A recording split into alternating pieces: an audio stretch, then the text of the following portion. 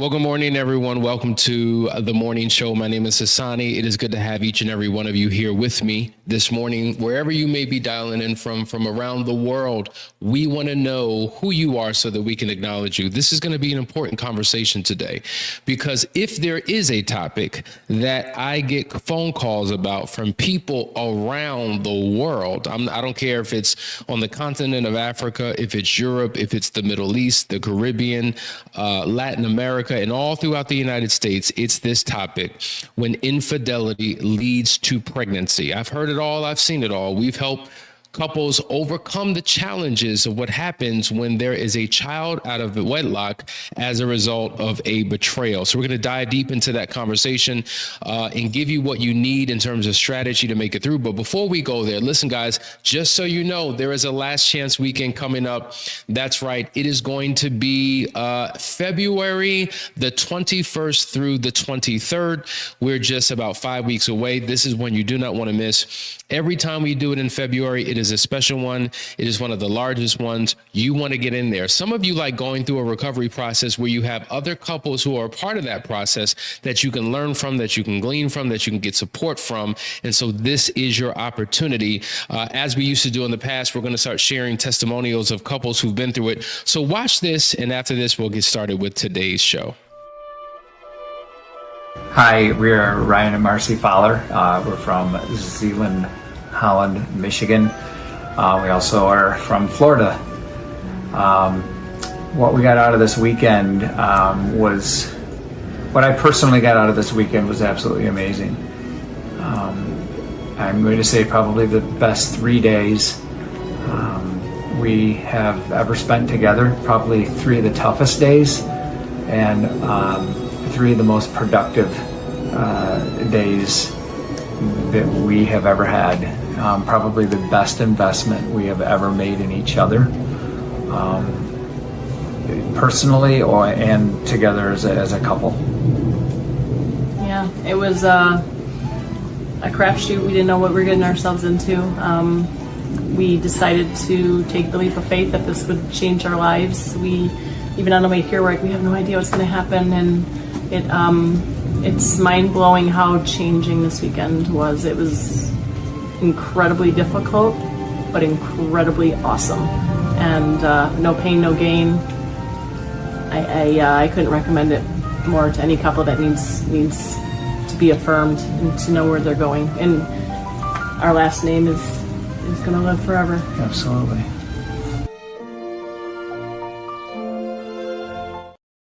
Amazing couple who has done amazing work. Not only have they recovered in their relationship, but they have become trained to help other couples who are going through challenges as well. And that's what Couples Academy is all about: helping you get to a better place so that you can tap into the purpose and the power of your partnership. All right, guys, we're talking about infidelity and how it leads to pregnancy. This is a very complex situation, and we've been involved in this process from a few different perspectives. So let me just give you a few scenarios to consider.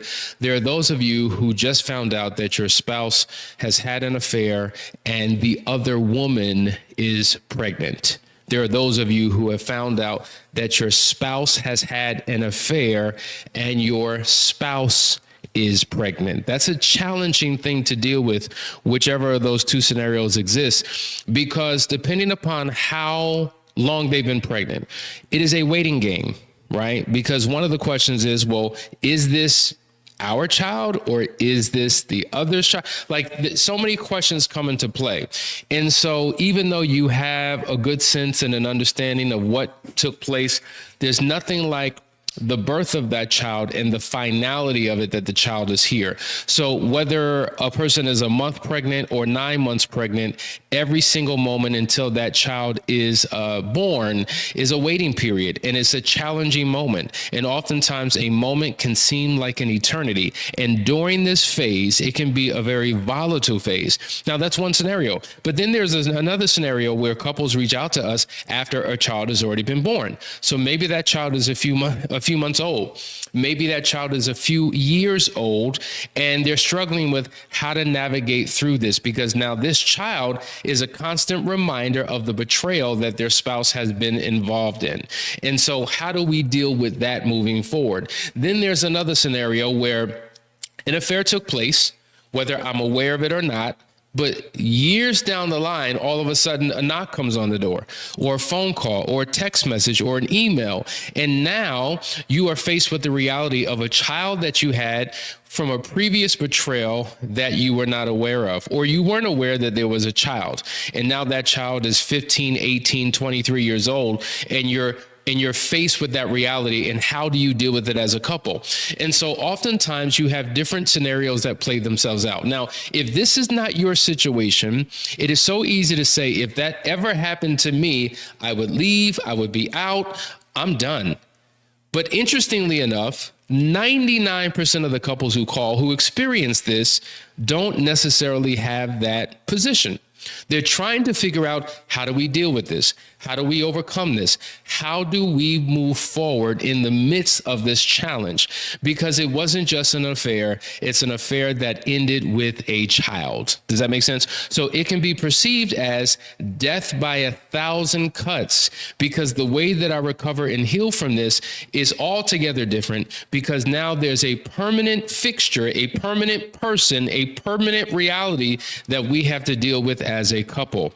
And so I don't want you to come from a place of judgment. I want you to come from a place of empathy and understanding. And if you find yourself in this situation, you've come to the right episode here at the Couples Academy Show, because we're going to guide you through some very, very powerful things. But before we do that, because I know there's a lot to get through, we want to go to a quick commercial break to explain to you that this is what we do. People watch our show every single day and don't realize that we are in the business of helping and to restore relationships as professionals. So watch this and we'll be right back.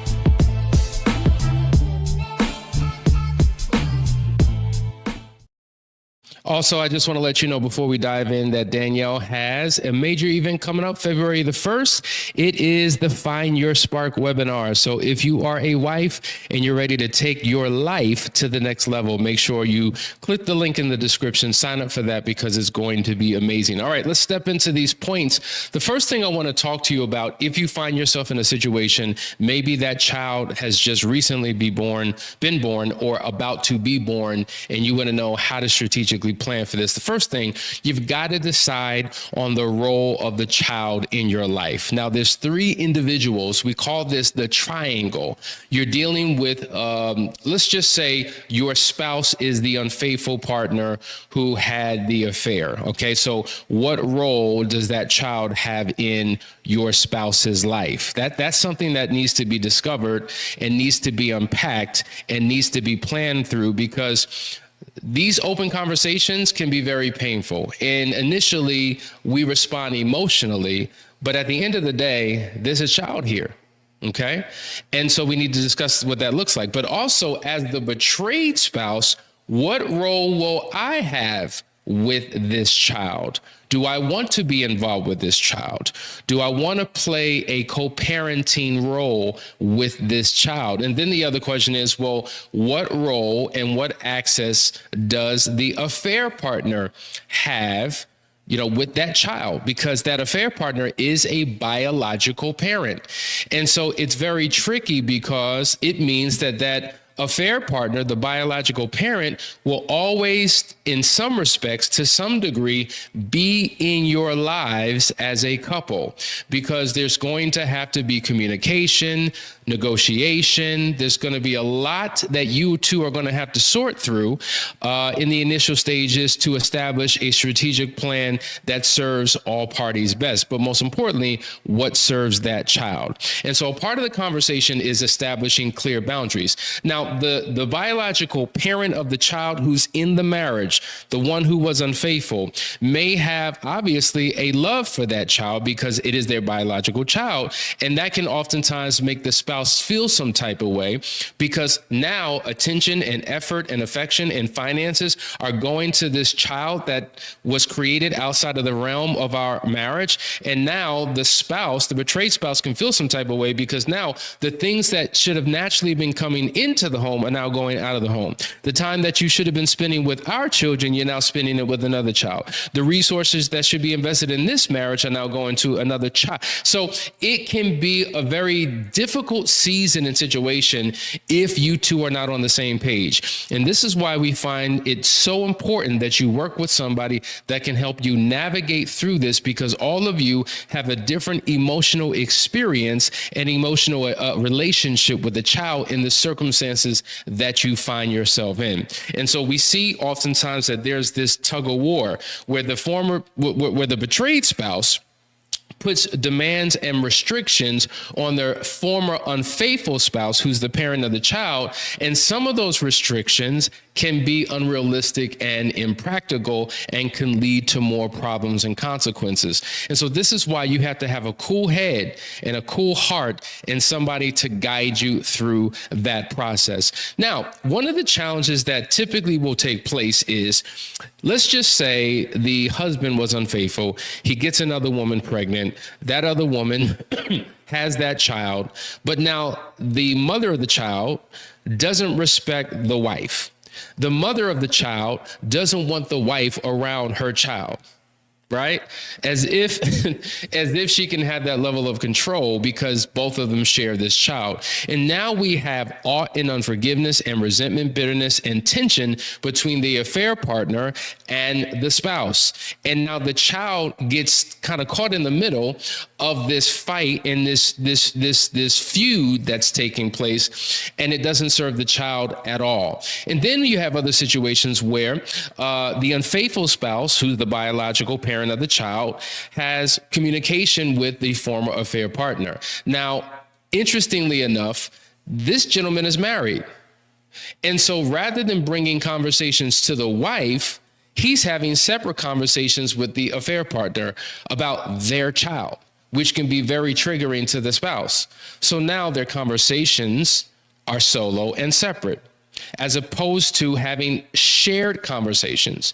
Now, oftentimes we help couples navigate through this to say that if there's going to be any communication between the former unfaithful spouse and the former affair partner, it needs to be in a group type of communication, text or phone or messaging platform, so that the spouse, the betrayed spouse, can feel comfortable about what these conversations and interactions are like. But oftentimes now that is a problem that has to be navigated. And so if we're going to do what's best for the child, the spouse has to be involved in every decision. The spouse has to be involved in every visitation. The spouse has to be involved in every doctor's checkup. The spouse has to be involved in the financial decisions. But if a spouse doesn't want to, because some spouses like to stick their head in the sand and would just wish it would go away, they don't want any involvement at all, that can cause further problems, because any interaction that the parent has with the child now becomes another form of betrayal.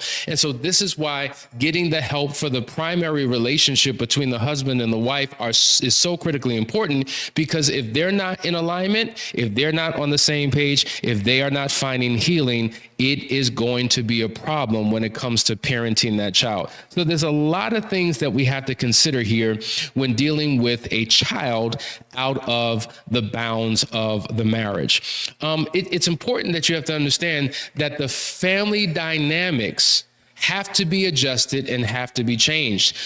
Because there's only so long that you can keep this information away from the rest of the family. So if there are biological children who are of a certain age and a spouse went out and had an affair and got another woman pregnant and now there's a child, at what point do we introduce that child into the life of the family? See, every situation is different. So if I give you general principles and you apply them the wrong way because your situation is uniquely different, it may impact your family in a negative way and another family in a positive way. But see, there has to be a coming of terms. There has to be a conversation. There has to be a family meeting, because you have to understand, when you cheat on your spouse in this situation, you're actually cheating on the family, because the children are affected. In-laws are affected. The community is affected.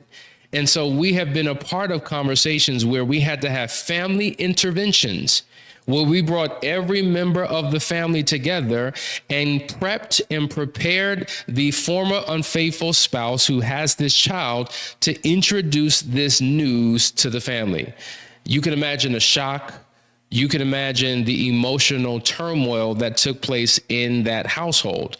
And to have somebody there to properly navigate through that was critically important.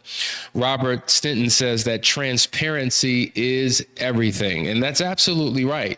And one of the challenges with revealing an affair, there's a lot of shame and there's a lot of guilt associated with that. And oftentimes we engage in the trickle truth. We tell people what we want them to hear based upon what we think that they can handle. And so pieces of truth come out little by little by little, which makes this process extremely painful. And because of that, here we have a new bit of information, a new bone just fell out the closet, a new skeleton, a new situation, and it can cause further fury, turmoil, and disconnect amongst the family members. And we've seen families, unfortunately, break down. We've seen people literally in relationships with family members because of a child that is born that wasn't handled properly. And so one of the things that we have to deal with not only is how we're going to manage the child as the child is young, but what is the long-term plan of this child? At some point, there's got to be acceptance amongst the spouse and the family if the spouse chooses to stay in the relationship. For years to go by, 5, 10, 15, 20 years, and still mad and still bitter is not helping you, is not helping the spouse, is not helping the family dynamic, and is certainly not helping the child.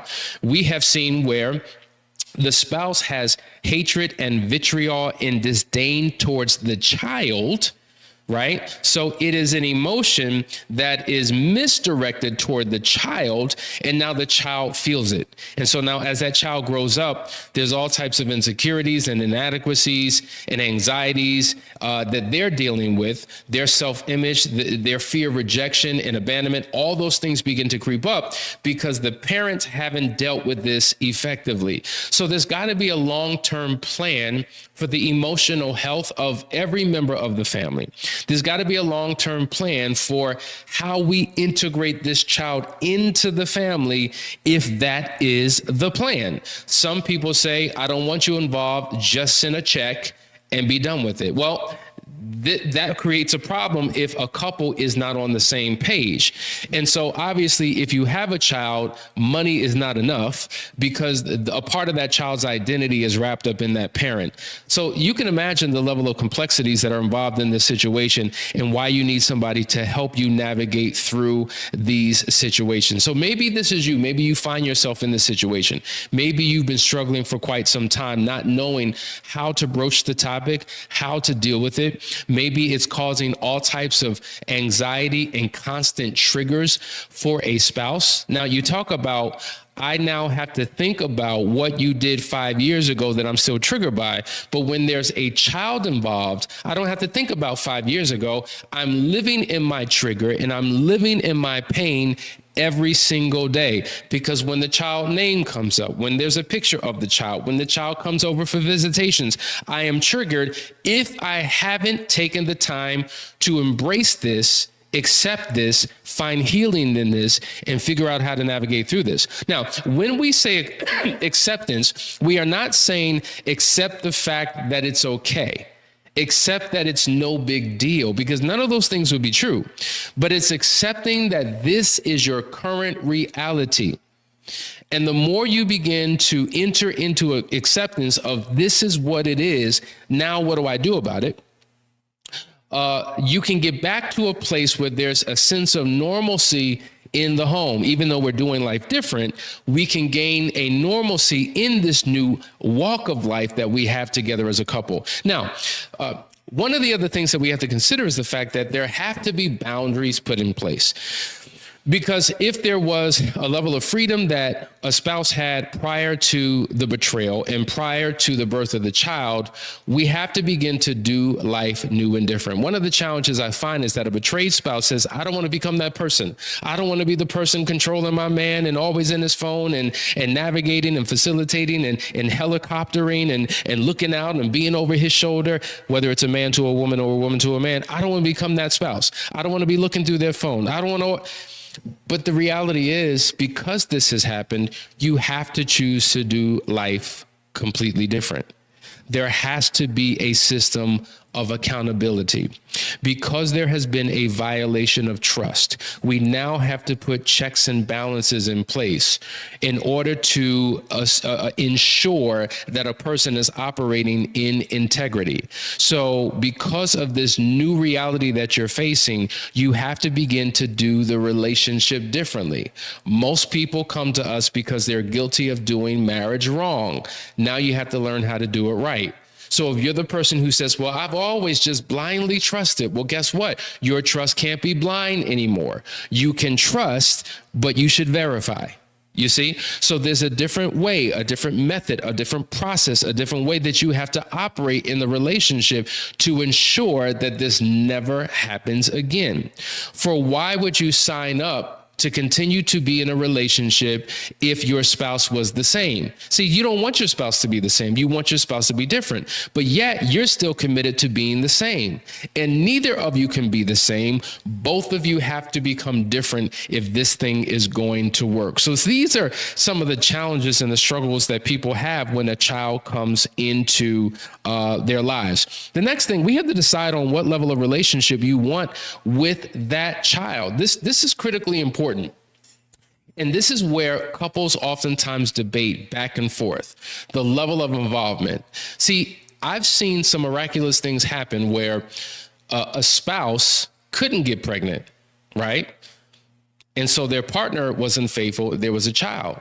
Now, I've seen this go two ways. It could be extremely triggering because, wow, you went and had an affair and produced a child in this affair relationship, and we've attempted to have a child for all these years and couldn't have a child. So I'm constantly triggered. I'm in a deeper level of pain because now you have with someone else what we were never able to have. Could you imagine? Could you imagine that? But I've seen the flip side of that. I've seen some people look at this as a blessing. Now, obviously the circumstances aren't well, but they were able to see, well, this is the reality that we find ourselves in. And now, if this child is going to be a part of our lives, I'm going to shift my mindset and embrace this child and have a relationship with this child, because there would have never been a relationship with any child because as a couple, we could not have one. So it sometimes is not what happens to you, but it's how you respond to it. Now, some of you are listening saying, that is crazy. I can't believe that anybody would ever want that. But you have to understand that everybody's situation is different. Everybody's relational dynamic is different. Everybody's personal struggle and journey is different. And so what works for one couple is different than what will work for another couple. And this is why it's important that as a couple, you two are on the same page to figure out what works for you. But many of you are in the midst of this struggle right now. And so as we close this show, and we're going to talk more about this and get into the weeds of this, I need you to reach out to us at 678-200-8996. Go to the website, set up a discovery call, because we want to help you overcome the struggle that you're currently going through. The affair is one thing, but then there is the aftermath of the affair. And so for some people, it may be an STD. For other people, it could be a pregnancy. And then for all who've experienced a pregnancy, how do we begin to do life together in a different way that allows us to find healing, wholeness, restoration with this new child? Listen, guys, you're watching the Couples Academy show. My name is Hassani Pettiford. I hope that this was helpful and gave you something that you need. But in the meantime, reach out to us and let's see how we can support you. Love you all. There's nothing you can do about it. And we'll see you tomorrow morning.